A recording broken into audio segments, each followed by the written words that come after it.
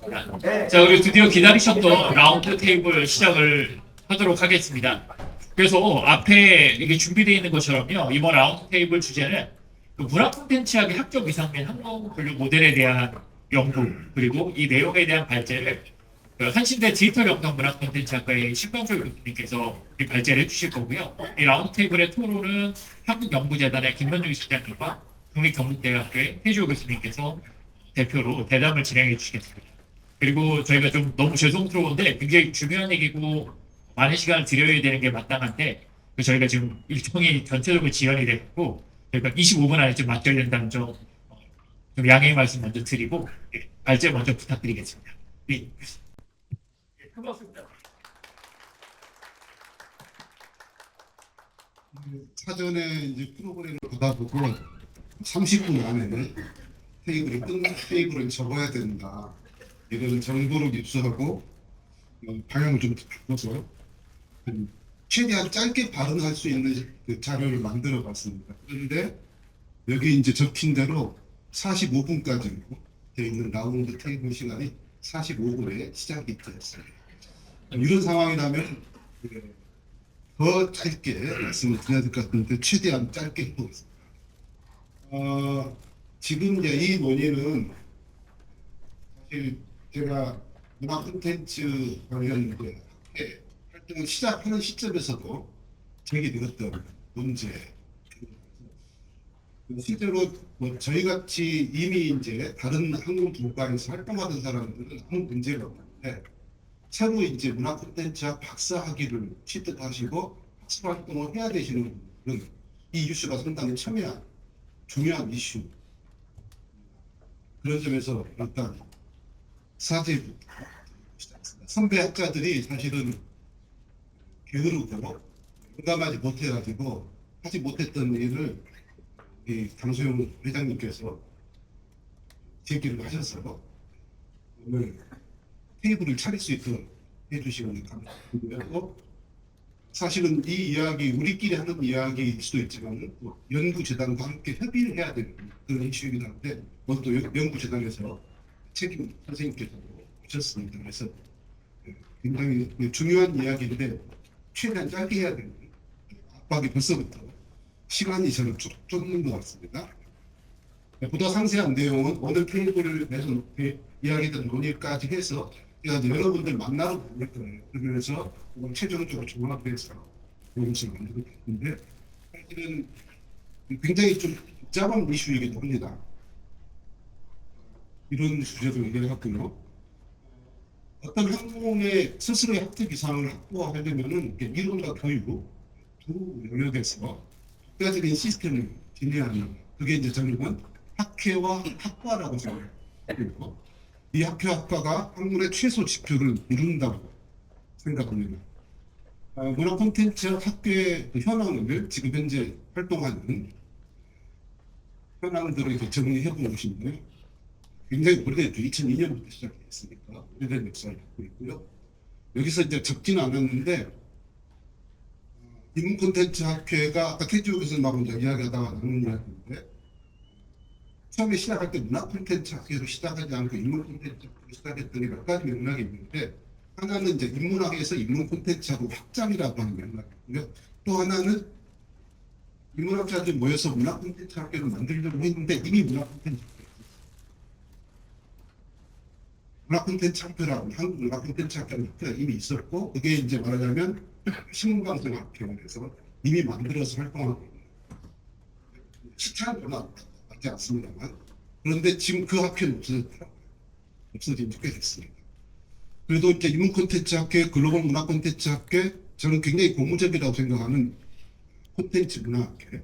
어떻게 보면 이제 말하자면 이제 제대로 된 문화 콘텐츠 하실 수 있는 분들이 스스로 커뮤니티를 결성하는 학회라고 볼 수 있겠습니다. 제가 이제 한 10년 단위로 문화 콘텐츠 학과의 교육 과정을 검토를 하고 있는데요. 2003년에 시작을 해가지고 10년쯤 있다고 하고 있는데, 이 문화 콘텐츠 학회는 생물과도 같아요.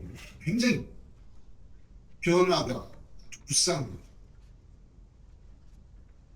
어떤 생물에 비유를 하는 지 건드리면 색깔이 변하는 그런 생물이 비슷합니다.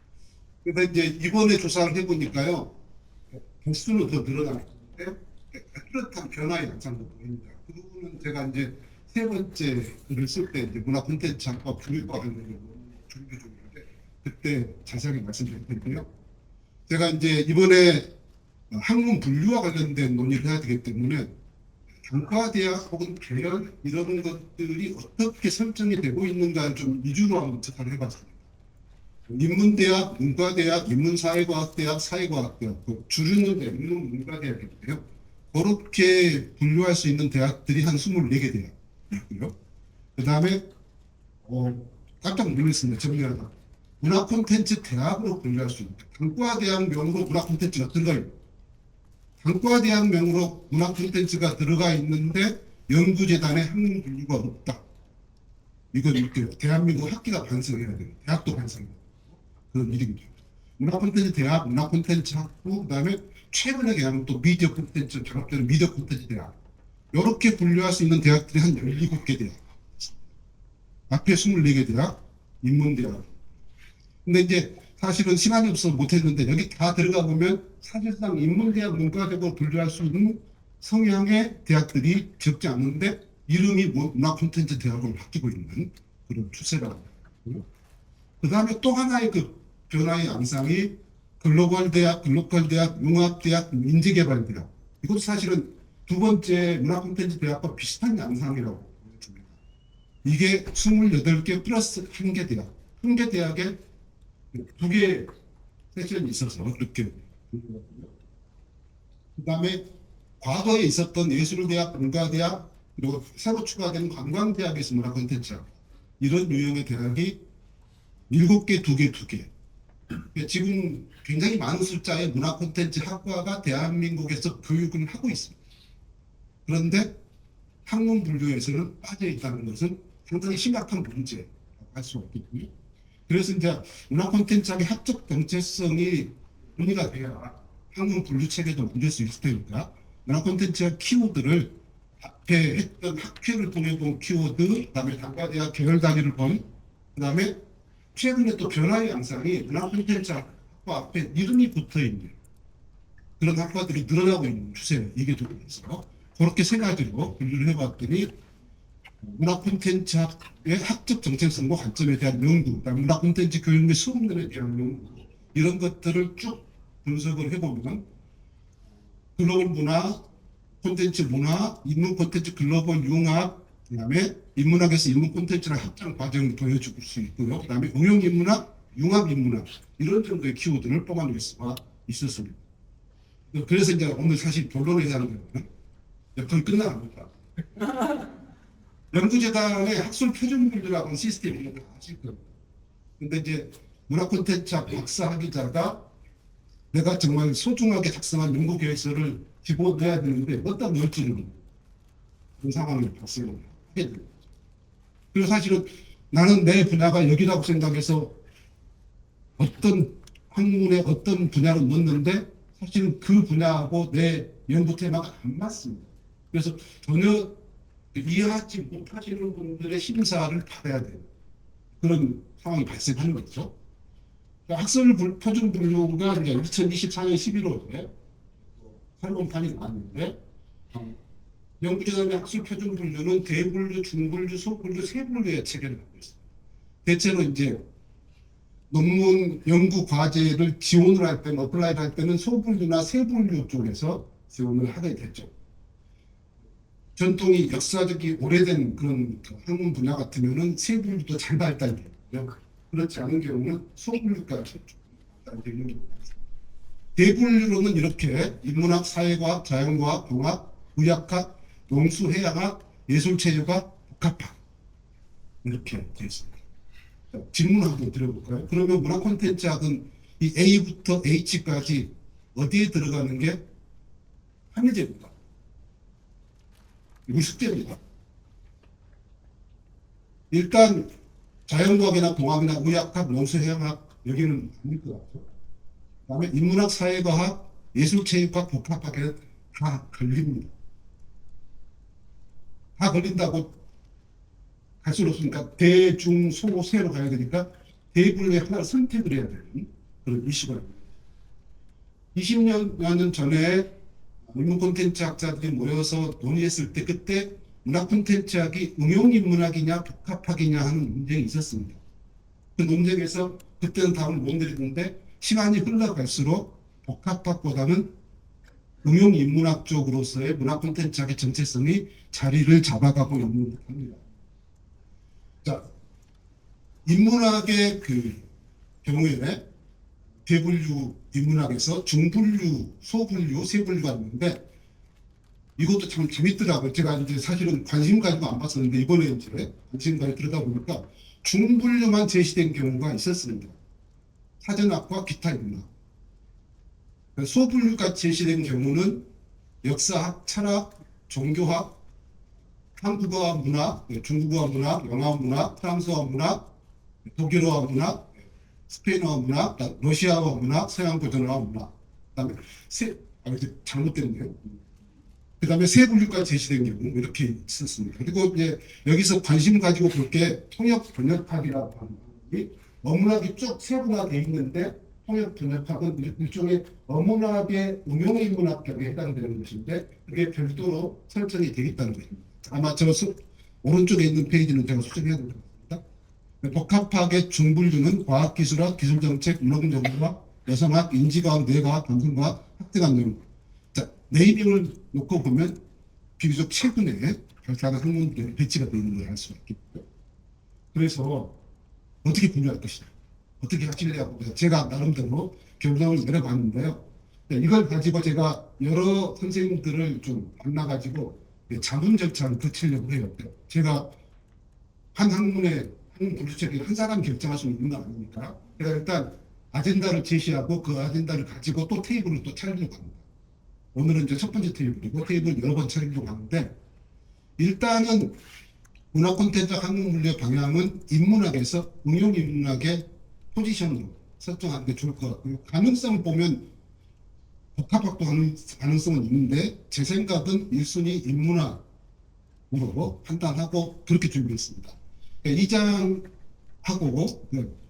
여러 가지 논의들을 정리하면 인문학에 배치하는 것이 가장 합리적일 것으로 여겨졌고요. 1차적으로 소분류까지 체계를 하고 향후 세분류 체계를 추가적으로 모색하는 것이 좋을 것으로 여겨집니다. 제가 이제 원래 종교학과 출신인데요. 종교학은 소분류가 돼 있고요. 세분류가 딱 한 분야만 돼 있습니다. 그런 경우가 많거든요. 그러면 이제 우선 우리는 이제 자리를 잡아가는 과정이니까 소분류까지 먼저 합의를 하고 그 다음에 논의가 되는 과정은 그 다음에 실제로 그 연구 과제들이 어플라이 되고 심사되고 결정되는 과정에서 발생한 여러 가지 문제들을 토대로 차차 세분류 체계를 만드는 것이 합리적이라고 생각합니다. 그래서 이제 인문학의 중분류의 하나로 A23000 아까 이제 앞에서 보시면 숫자가 있거든요. 여기 220000이 말하자면 응용인문학 자리에서 시작되는 입장이라고 보여진다면은 그 밑에 23000으로 문학 콘텐츠하고 설정하면 좋겠다 이런 생각을 했고요. 그래서 이제 요건 이제 제 생각이니까 앞으로 이제 여러 편의 테이블을 차리게 되면 이건 수정이 할 거라고 생각됩니다만 일단 인문학 소분류 체계 안으로 문학 콘텐츠 이론, 문학 운영, 문학 콘텐츠 기획, 문학 콘텐츠 스토리텔링, 문학 콘텐츠 산업 및 정책, 문학 콘텐츠 저작권, 문학 콘텐츠 기술 및 생태계, 문학 콘텐츠 비평. 비평 안에 이제 여러 가지 장르가 포함이 될 수 있을 거라고 생각해서 장르는 따로 설정하지 않았습니다. 부록은 이제 제가 그 연구와 관련된 관점과 관련된 것들과 교육과 관련된 것들을 쭉 정리하는 것이니까 여기까지 말씀드립니다.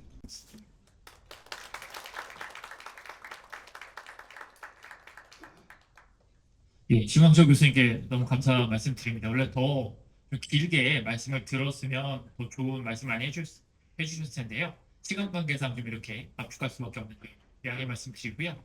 그러면 라운드테이블에 대한 토론으로 한국연구전의 김만juk 실장님과 우리 경북대학교 태주 교수님 모시도록 하겠습니다. 앞으로 나오시죠. 라운드테이블. 카메라 때문에 책상이 없습니다. 테이블이 없다는 점 양해 말씀드리고요. 먼저 멀리서 한국경제단에서 이렇게 토론해주러 와주신 김현중 실장님께 먼저 좀 말씀드리고 그 다음에 태주 교수님 말씀 듣는 방식으로 진행을 하겠습니다. 바로 마이크 드리겠습니다. 제가 먼저 얘기를 해야 되나요? 너무 부담스러운데. 아, 그래요? 네, 네. 내용을 너무 잘 몰라서 그래서 실례가 안 된다면 해주 교수 먼저 말씀 주시면 저도 이제 그걸 맞춰서 기왕이면 조금이라도 도움되는 말씀을 드리고 하는 게 좋으니까 그렇게 양해를 보여주실까요? 그럼 순서를 조금 마지막에 좀 너무 위치도 이렇게 돼 있을까요? 예. 그러면 태주 교수님께서 몇 분 정도 할까요, 선생님? 5분 5분이요. 예. 알겠습니다. 신강철 교수님께서 말씀하신 거를 좀 더 덧붙이는 걸로 대신하겠습니다. 시간 맞추겠고요. 사실은 이 학문 분류 체계의 문제는 그 근대적인 문제고 근대 체계 속에서 지금까지 이루어져 있는 것 같습니다. 그런데 지금 과정을 보게 되면은 계속 좀 증축된 느낌이에요. 그러니까 사실은 이제 오늘날 이제 학문이라는 것 자체가 근대적인 이 학문이라는 것이 문과학문이 출현했을 때의 상황과 완전히 달라졌는데 계속 지금 오늘날에도 그 체계를 계속 유지하고 있고 지금까지 보면 증축해왔다는 것이죠. 그래서 근데 그게 지금까지는 이루어져 왔는데 이 컨텐츠라는 관점에서 본다면 이게 이제 증축 개념으로 갈 수 있는 상황이 안 된 것 같습니다.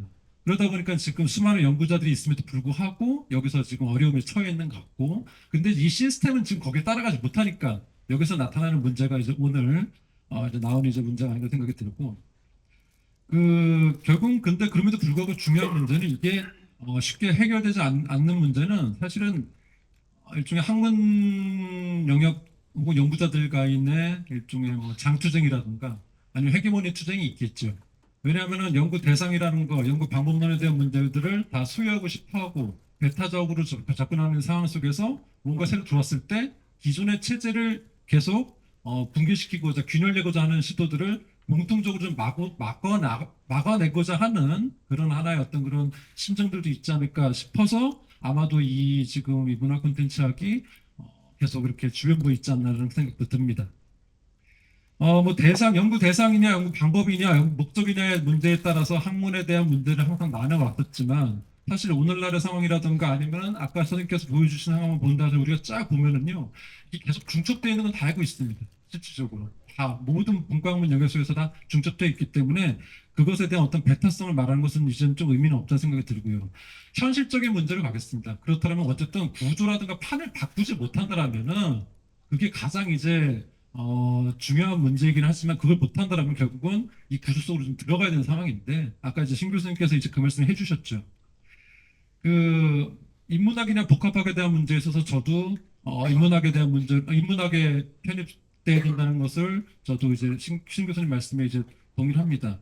이 이유는 뭐냐면은 이 콘텐츠에 대한 한국 사회에서의 어떤 다음날 출발점이 인문학 선생님들이 시작했다는 것은 저는 불변의 사실을 생각을 합니다. 그 용어가 어디서 탄생됐던 간에 그것이 학문 영역으로 한국 사회에서 학문 영역에 들어왔을 때 그것은 인문학 학자들의 역할이 있었고 그거로 인해서 계속 확장됐다고 생각을 합니다. 근데 이제 그런 말씀들 하실 수 있겠죠. 그럼 콘텐츠가 이제 그런 인문학만의 어떤 영역, 어떤 대상이냐라고 봤을 때 그거는 아닙니다. 지금 상황 속에서는 다양하게 활용되지만 가령 그러면은 이제 우리는 그런 얘기 할 수 있을 것 같아요. 미디어라는 영역에 대해서 지금 누가 그것을 소유할 수 있느냐에 대한 말은 할 수 없겠지만 적어도 한국 사회에서 미디어 연구에 대한 문제는 사회과학이라든가 아니면 기술공학적 영역에서 독점을 해왔고 실제 그리고 미디어 연구와 관련된 학문 분류 체계는 사실 그 영역 속에서 좀 연구자들에서 세팅을 해왔고 있거든요. 근데 물론 인문학자들이라든가 예술학 하는 분들도 다 미디어 연구를 합니다. 그렇죠. 그런 맥락 속에서 콘텐츠도 마찬가지라는 겁니다. 누구나 다 연구를 할 수 있겠지만 분류 체계 속에서는 어디에 포진을 두고 해야 될 문제는 필요하다라는 그 말씀이고요.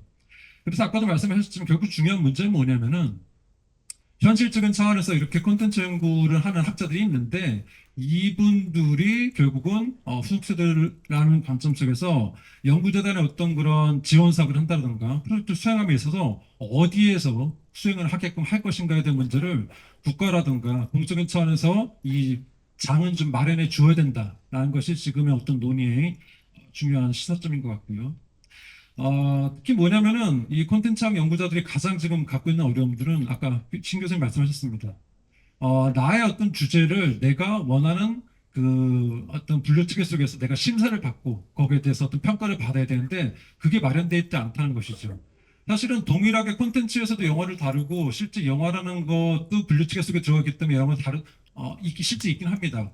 그렇지만 영화학을 전공한 사람과 콘텐츠학을 전공한 사람이 동일하게 영화라는 주제를 가지고 심사를 받고자 했을 때 본인들이 원하는 영역이 있어야 된다는 얘기입니다.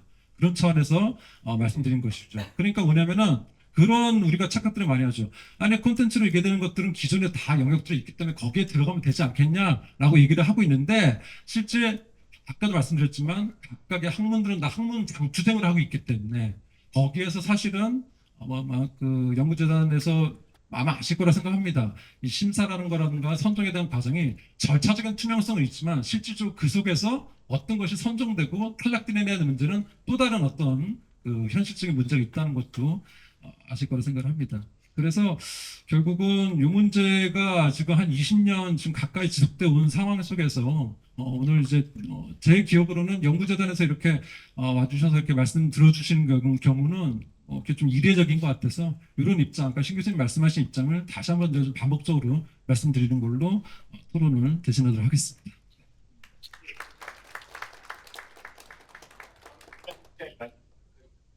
네, 먼저 이런 되게 의미 있는 자리에 초대해 주셔서 감사 말씀드리겠습니다. 고맙습니다. 제가 맨 마지막에 하길 잘했죠. 뭘 궁금해 하시는지에 대해서도 좀 알고 싶고, 물론 이제 제가 사랑하는 그 윤동 선생님 요청으로 오늘 일정이 좀 안 맞았어요. 이게 분명 괜히 바쁜 척 하는 게 아니라 이제 꼭 들어드려야 되는 이제 선생님이라서. 이제 근데 그 오면서도 이제 문화 콘텐츠에 대해서도 좀 제가 너무 일천해서 그런 부분도 좀 물어보고 짧은 시간이라서 제가 솔직히 파악은 잘 못했고요. 이제 말씀 주셨던 이제 두 분의 앞서 이제 발표해 주신 우리 교수님하고 이제 토론해 주신 교수님 말씀부터 일단 좀 시작을 하면 제가 맨 처음에 놀랐던 거는 학적 위상이라는 표현을 보고 상당히 놀랐습니다. 그러니까 문화 콘텐츠학이라는 분야가 이렇게 많은 학과들이 설치되어 있고 지금 이 자리에 많은 학회 활동들을 하고 있는데 과연 위상을 논해야 되는가라는 거는 좀 의문이 들었습니다. 그러니까 뭔가 되게 위기의식으로 막 이렇게 말씀을 하시는데 어떤 면이 구체적으로 위기일까라는 것도 솔직히 저는 감은 잘 안 오고 있어요. 왜냐하면 앞선 우리 태지호 교수님께서 이게 이제 근대적인 이 학문 분야 분류 체계를 말씀하셨는데 지금은 저는 사실 전근대적인 표현을 쓰고 싶어요. 그러니까 국가에서 학문 분야를 설정하는 것 자체가 되게 이상한 일입니다. 연구재단에서 국가 차원에서 학문 분야가 이렇다. 문화 콘텐츠학은 이만큼의 위상이 있으니까 대분류야. 라고 하는 게 아니에요. 학문 분야 분류 체계라는 거는 뭐냐면 기본적으로 R&D를 하는 데 있어서 통계를 내기 위한 표예요, 그냥. 가장 연원은 OECD에서 1963년도에 만들었던 프라스카티 매뉴얼이라는 분야 분류가 있습니다. 그걸 만들었던 이유는 전 세계적으로 R&D를 얼마나 하고 있고 얼마나 많은 사람들이 있는지 그냥 살펴보기 위해서 크게 그렇게 만들었던 것이고요. 이거를 각국들이 차용을 해서 하고 있는데 제가 아마 미국이나 프랑스 이 정도 나라들에서는 이런 분류 체계를 정부에서 하지 않습니다. 그 연구재단도 곧 없애야 돼요, 이 시스템을. 그러니까 왜냐하면 이거를 관에서 주도한다는 게 되게 말 한 대로 되게 올드 패션드한 일이잖아요. 학문의 자유를 관에서 이거 학문은 이 정도 분류다 아니다라는 거는 되게 잘못된 생각이고 근데 왜 너네는 갖고 있어? 라고 질문하시면 지금은 뭘 위해서 갖고 있냐면 이건 순수하게 펀딩을 위해서 갖고 있는 겁니다. 어느 분야로 들어왔을 때 누가 평가를 하게 할 것이냐. 근데 이제 아마 답답해 하시는 부분들은 이런 것 같아요. 내가 쓴 이 논문 자체를 제일 잘 볼 수 있는 사람들은 이런 분들인데 이상한 분들이 배정이 돼. 이쪽 분야를 쭉 해서 잘하는 사람이 아니라 조금 떨어져 있는 분들이 와. 근데 그거는 피어 리뷰라는 개념에 대한 이해가 조금 선행되어야 될 것 같아요. 우리가 이제 보통 R&D 지원을 할 적에 피어 리뷰라는 표현을 쓰잖아요. 그래서 그 평가라는 거는 피어입니다. 피어. 나보다 더 뛰어난 사람이거나 딱 내 분야를 계속 갔던 사람이 아니라 동료가 평가를 하는 거예요. 연구과제를 평가한다는 것은 이게 펀더블하다 안 하다라는 정도를 보는 것이지 이 연구자가 되게 훌륭하다 안 하다를 평가하는 게 절대 아닙니다. 학문 분야의 위상처럼 평가 자체도 그 계획이 이번에 다른 것들과 비교해서 어떻다라는 것이고, 그 얘기는 뭐냐면 그 분야에 대한 전문성, 당연히 리터러시는 있어야 되는데 딱 맞는 정합성을 가지고 평가한다는 개념 자체가 아닙니다. 원래 R&D 평가가. 제가 평가 관련해서 질문하신 분한테 늘 알려드리는데요. 이건 동료들이 보는 거예요. 동료들이 보고서 아, 이런 과제를 하면 의미가 있겠구나라고 동료로서 평가를 해준 거예요. 간혹 내가 과제를 할 때 특히 이제 그 우수학자 연구자분들이 그러세요. 내가 냈는데 내 후배 고수가 평가를 하더라. 당연히 그래야 되는 겁니다.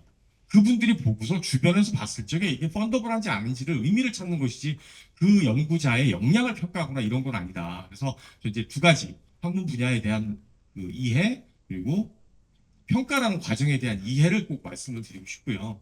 그래도 제가 왔으니까 기술적인 거는 좀 말씀을 드리고 싶은데 궁금한 거는 여기서 한번 이쪽 학회에서 또는 문화 콘텐츠학과 관련된 그 연구 분야 분류 신설에 대한 요청을 해본 적이 있으신가요? 과거에?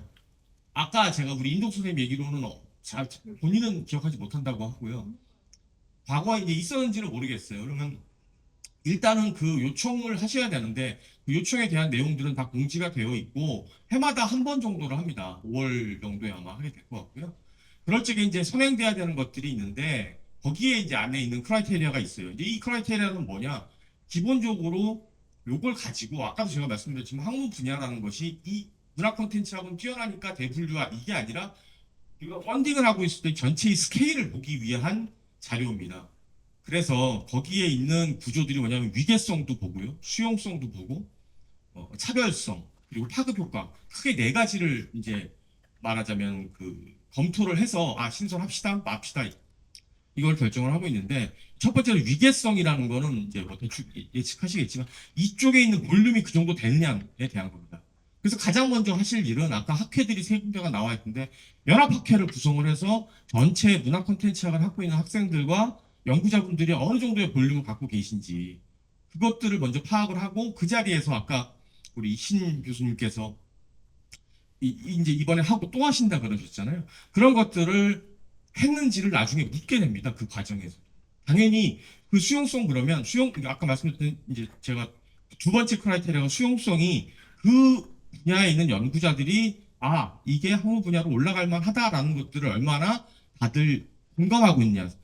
예측하기에는 아 누구나 자기 학회가 올라가기를 바라겠지라고 예측하시지만 그렇지 않아요.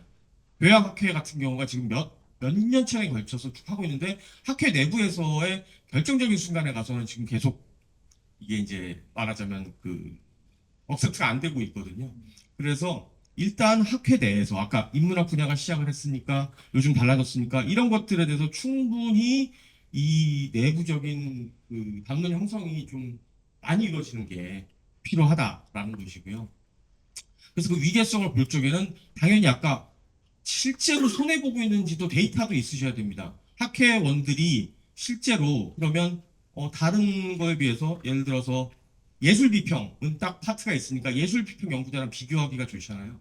예술비평 연구자들이 전체 냈던 선정률과 문화 콘텐츠 학회에 있는 학회 구성원들이 냈던 선정률을 비교했을 때 이쪽이 현저히 떨어지는지 에비던스가 있느냐 혹시 느낌은 아닌지 그런 것들은 짚어보셔야 의미가 있다는 거예요.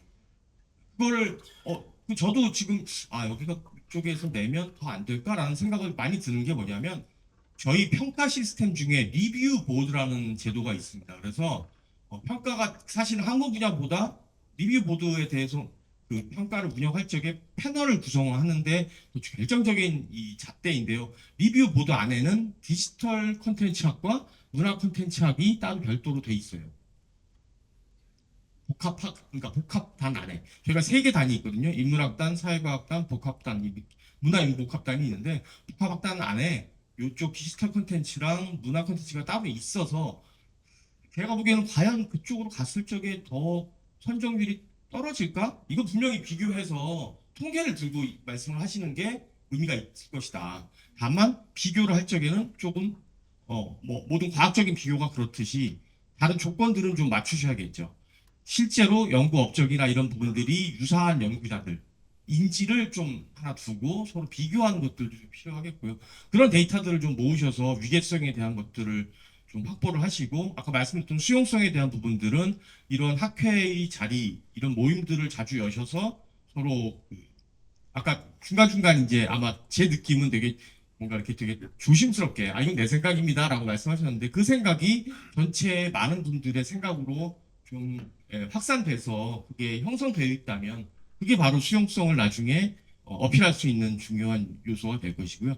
차별성은 제가 이건 좀 무식해서 그 문화 콘텐츠학 그러면 뭐 신문 방송학에 있는 영역, 예술학에 있는 비평 영역 이런 것들하고 좀 비교할 수 있는 데들이 있는데 그쪽과 비교했을 적에 여기 학문 분야가 어떤 측면이 다르다라는 것들을 좀 그것도 당연히 에비던스를 갖고 말씀하시는 게 좋을 것 같고 마지막으로 파급 효과에 대한 부분들은 아까 제가 OECD 프라스카티 마뉴얼을 얘기했던 이유는 원래 학문 분야 이제 보유한 영역에서 이야기를 할 적에 그 프라스카티 매뉴얼에서 정의하고 있는 여러 분류 체계들이 있거든요. 그게 통용되고 있으니까 그거에 비춰 봤을 적에 문화 콘텐츠 학이 중분류로 가던 소분류로 가던 이렇게 갔을 때 어떤 의미가 있다. 그걸 비춰 봤을 적에 그렇게 풀어 가시면 조금 더 설득력이 있는 그런 이제 신청의 과정을 갈 수 있지 않을까라는 생각이고요. 근데 그 네 가지 중에서 결국에는 제일 중요한 거는 이제 위계성이 제일 중요하다고 볼 수 있는데 이게 중요한 이유 중에 하나는 과연 그러면 그 문화 콘텐츠 학회, 그러니까 문화 콘텐츠 학이라는 이 영역이 실제로 크리티컬 매스를 형성하고 있느냐 이걸 봐야 되는 왜 다시 돌아가서 학문 분야 분류라는 건 위상이나 이런 것들을 놓고 납부의 문제가 아니고 펀딩을 할 적에 저희가 기술적으로 스케일을 점검하는 거다. 그런 측면에서 그럼 실제로 여기에 어느 정도나 되는지 뭐 요 학회 말고 아까 다른 학회들 연합학술 대회를 한번 하시는 것도 좋은 방법이라고 제가 제안을 드려봅니다. 왜냐하면 다른 이제 학회들이 활동을 할 적에 그런 것들을 하거든요. 특히 신생학회일수록 보통 이야기하는 이제 모학회 저는 이제 정치학 전공이라서 정치학회가 딱 있으면 거기서 모여서 뭉쳐서 하는 기회들이 딱 하고 나름대로 거기에 대한 건의들을 이제 형성을 하는데 이쪽 학회는 이 학회인지 제가 잘 모르겠어요. 그걸 물어보지는 못했었는데 만약에 그렇다면 이제 이 학회를 열면서 다른 학회들하고 다 같이 한번 하는 자리라든가 그게 아니라 조금씩 좀 이렇게 이분하게 나뉘어 있다 그러면 그분들하고 같이 의견을 주합하셔서 그런 것들을 형성하기 위해서는 좀 필요한 게 아닌가. 라는 정도의 이제 말씀을 드리고요. 다시 한번 말씀드리지만 문화 콘텐츠학이라는 거에 대한 위상 이런 것들은 연구자단에서 뭔가 이렇게 그렇게 측정해서도 안 되고 측정하고 있지도 아니하다라는 말씀은 제가 드리겠습니다. 감사합니다.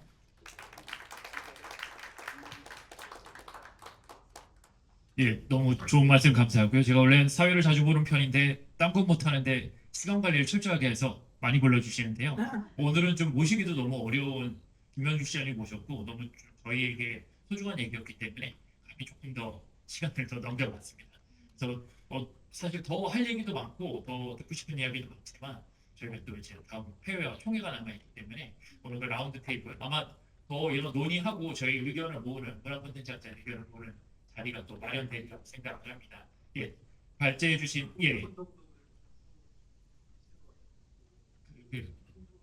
그게 이제 플로어에서 딱 두 분만 식사는 또 일정이 있으지. 예. 말씀해 주시죠. 저는 문화예술경영학과 장홍준으로 들어갑니다. 예. 저는 주로 활동하는 분야가 문화예술경영학 분야고요. 사실 문화 콘텐츠학 분야와 매우 비슷한 고민들을 하고 있습니다. 저희도 문화예술경영학도 예술 경영이라는 것이 학적 위상이 어떤지, 학문 분류 모델이 어떤지에 대해서 고민을 하고 있고, 연구재단에 있어서는 사실은 경영 사회학 밑에, 경영학 밑에, 기타 경영학 밑으로 분리되어 있습니다. 그래서 그런 것들이 이야기하는 여러 가지 문제점들이 있어서 오늘 교수님께서 발제해 주시고 너무 의미 있게 들었고 또 아까 우리와도 공동학회를 한번 해야 되지 않을까라는 생각까지 또 이 주제를 가지고 해야 되지 않을까라는 생각까지 하게 됐습니다. 근데 제가 연구재단 측에 한번 여쭤보고 싶은 것 중에 하나는 지금 OECD에서 하는 그 플라스카 모델이 사실 결과적으로 그것은 위계적 텍사노미거든요. 결과적으로 대분류가 있고 소분류가 있고 그래서 하나의 어떤 학문 분야가 어떤 한 소분류에 포함될 수밖에 없는 그런 위계적 분류인데 그런 것이 이제 지금의 그 문헌정보학에서 요즘 점점 더 계속 아직까지 보완제로 쓰이고 있지만 대중분류법이라고 탱킹을 통해 가지고 하나의 학문 분야가 여러 대분류에 속하는 분야로 속할 수 있게 가끔 하는 태깅 혹은 대중적 분류법으로 전환을 한다면 지금 많이 얘기가 되고 있는 많은 것들이 좀 해결이 될 수 있을 법한 것들인데 그런 부분에 대해서 연구가 되고 있지. 아까 전에 아예 그 지금 분류법을 그럼 분류하지 말아야 된다고 하는데 저는 현실적으로 그건 불가능하다고 생각하거든요. 일단 펀딩을 어떻게든 일반 펀딩을 어떻게든 잘 나눠줘야 되고 국가에서는 그래서 그것이 학문이 발전돼야 되고 그것이 공정하게 나눠져야 되는 입장에서 분류가 어찌됐든 간에 체계적으로 돼야 한다면 지금의 텍사노미 방식이 아닌 혹성음이 그런 대중분류법으로 전환할 수 있는 어떤 그런 계기를 마련한다면 지금 여기서 얘기되고 있는 많은 문제점들 특히 융합, 통섭을 주제로 하는 많은 학문 분야들이 지금보다 훨씬 더 활발하게 더욱더 우리 인류에서 많은 좋은 유용한 연구를 할 수 있을 거라고 그리고 그런 연구들이 더욱더 펀딩을 원활하게 받을 수 있을 거라고 생각이 있어서 한번 말씀드려봤습니다. 예, 감사합니다. 보통은 질문은 발표자한테 하는 거 아닌가요? 그러나 일단 융합학문 분야에 대한 부분부터 이제 마지막부터 거슬러 올라가면 그 부분에 대해서는 정책적으로 이미 많이 보여주고 있어요. 제가 지금 인문사의 총괄실을 맡고 있는데 이 내년도 종합계획이라든가 이런 걸 할 적에도 융합 분야는 오히려 이미 그런 것들은 아마 느끼실 겁니다. 그러니까 별도로 카테고리를 아예 지정을 하고 넣어놓고 하고 있는 것이고요. 근데 이제 그 OECD 프랑스 카트맨을 제가 언급했던 이유는 그걸 가지고 따왔던 되게 오래된 방식이다라는 거를 말씀드리기 위해서 한 것이고요. 그래서 결국에는 지금 그러니까 애로사항이 두 가지일 것 같아요. 하나는 이거는 저는 에비던스가 있는지 모르겠어요. 아까도 제가 말씀드렸지만 실제로 이쪽에 계신 분들이 연구과제를 어플라이 했을 적에 다른 분야에 계신 분들보다 딱 이렇게 오속수한 영역이 없어서 손해를 보고 있는지 이거 저 잘 모르겠어요. 솔직히. 그걸 한번 학회 차원에서도 조사를 해보시면 될 것 같거든요. 뭐 몇 분이나 냈고 이렇게 해가지고 그 선정률을 가지고 한번 고민을 해보시는 게 어떨까 싶고요. 이제 뭐 대충 그럴 것이다라고 짐작은 저도 뭐 정성적으로는 됩니다. 그러나 경량적으로는 좀 확인해봐야 될 문제고 또 한 가지는 이제 좀 혼돈이겠죠. 뭔가 여러 가지 얽혀 있기 때문에 그래서 저희가 그 부분에 대해서는 오히려 많이는 하고 있어요. 그러니까 학제가 주로 인터디스플리너리 영역에서 필요하다라고 해서 그거는 한 10년 전부터 쭉 해오고 있는데 문제는 연구자분들, 연구 현장에 안타까움도 좀 있어요. 뭐냐면 스스로 나는 학제간 연구자다라고 아이덴티파이를 잘 안 하시는 경우들이 많이 있어요. 원로 교수님들이. 아주 날카롭게 얘기하면 나는 원래 그쪽 아니고 정치학자지 라고 딱 자기의 그거를 할 적이 마지막으로 왜냐하면 이렇게 뭔가 좀 더 젊은 세대는 팬시하다고 보지만 좀 클래식하지 않다고 보기 때문에 그런 것 같아요. 저는 심정적으로. 그래서 제가 그 얘기를 왜 하냐면 이미 저희가 그 기재를 만들어 놨는데 거기에서 그러면 그쪽에 학자분들이 쭉 그쪽에 계시면서 들어온 것들을 잘 평가하고 하셔야 하는데 이분들이 거기에 머무르지 않으시는 문제가 있거든요.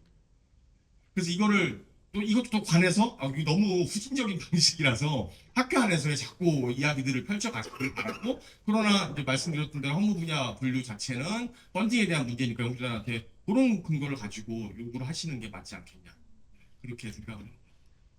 예, 감사합니다. 마이크를 예. 혹시 마지막 한 번만 강태호 기자 너무 잘 들었으면 정말 궁금한 거 잘 보셨나요? 네. 그러면 저희가 5월에 준비해서 그러니까 에비던스를 많이 준비해야 될 것 같습니다. 준비해서 매년 지원을 하면 잘 되고 혹시 심사 프로세스가 어떻게 되는지 말씀 좀 얘기해. 저 외우지는 못하고 있는데요. 아마 2단계로 돼 있고요. 첫 번째로 넘어오면 저희가 연구 현장한테 일단 전문가 검토를 받아요. 전문가 검토를 쭉 거치고 나서 그 전문가 검토에서 아까 제가 말씀드렸던 4가지 크라이테리아를 가지고 평가를 거치고 나면 저희가 자체적인 내부 협의체가 있습니다. PM 협의체.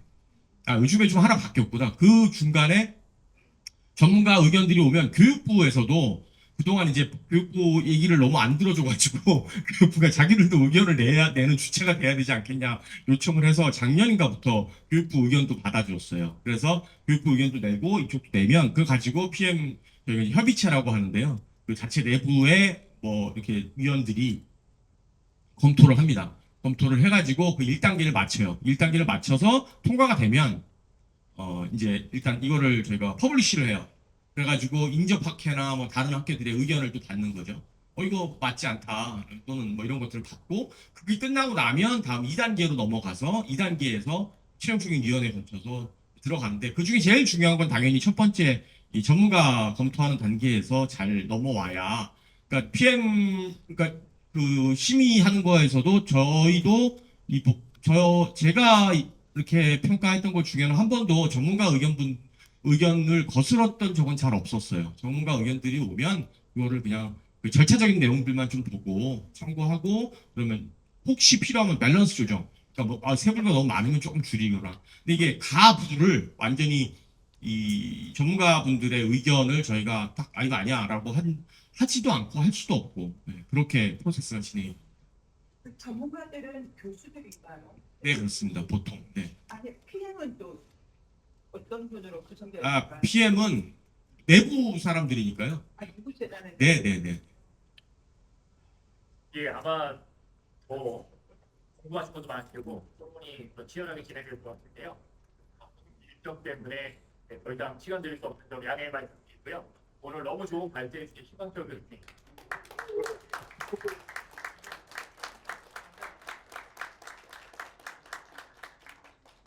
예, 그리고 라운드 테이블을 여기서 마무리하고요.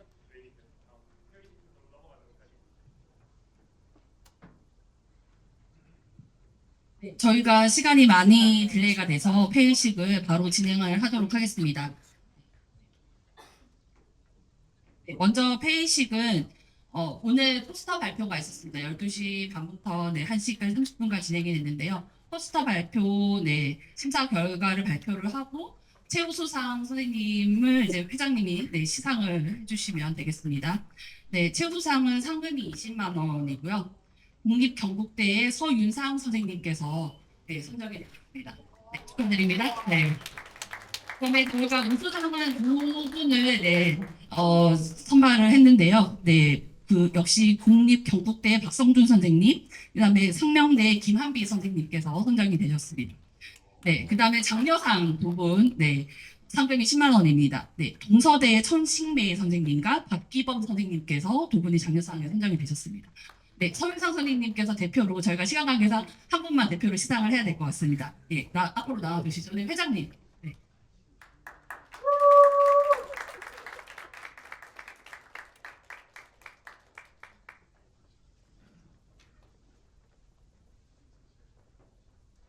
네, 상장, 학문 후속 세대 포스터 발표 부문 최우수상, 성명 서윤상, 위 사람은 글로벌 문화 콘텐츠 학회가 주최하는 2025 글로벌 문화 콘텐츠 학회 동계학술대회에서 위와 같이 입상하였기에 이 상장을 드립니다. 2025년 12월 27일 글로벌 문화 콘텐츠 학회장 강소영. 축하드립니다.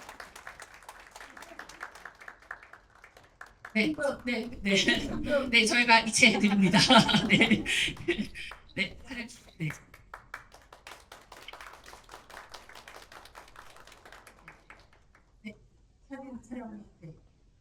네, 들어가시면 되고요. 네.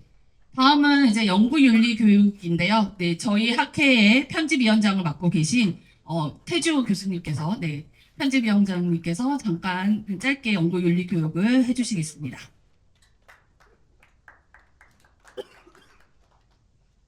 네, 연구윤리교육 원래 정말 FM들 하면은 하루 종일 해야 되는데 근데 또 다 알고 있는 내용들이시라서 근데 이제 학술대회에서 항상 이렇게 거쳐가야 되는 또 이렇게 자리이기도 합니다.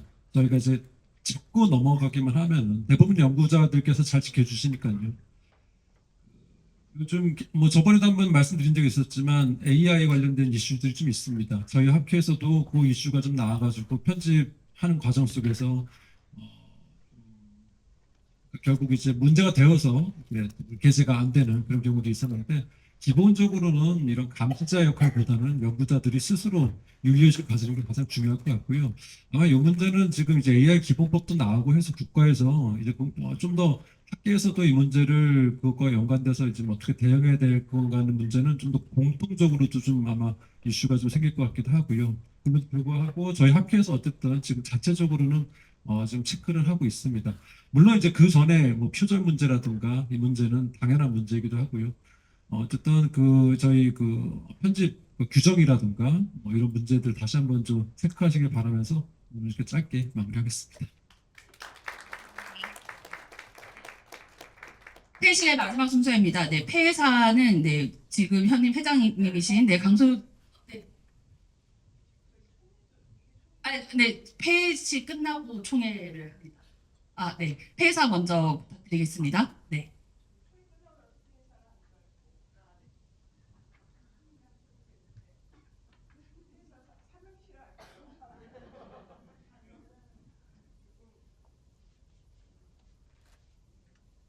다른 저기 손님 교수님도 계셔서 조금 아니요 포인트 조금 말씀드리고 예 폐사합니다. 이따 회식합니다. 사요나라 뭐 네, 오늘 너무 수고하셨습니다. 네, 정말 좀 실질적인 지식을 얻고 가는 것 같습니다. 네, 이따 회식 때 뵙겠습니다.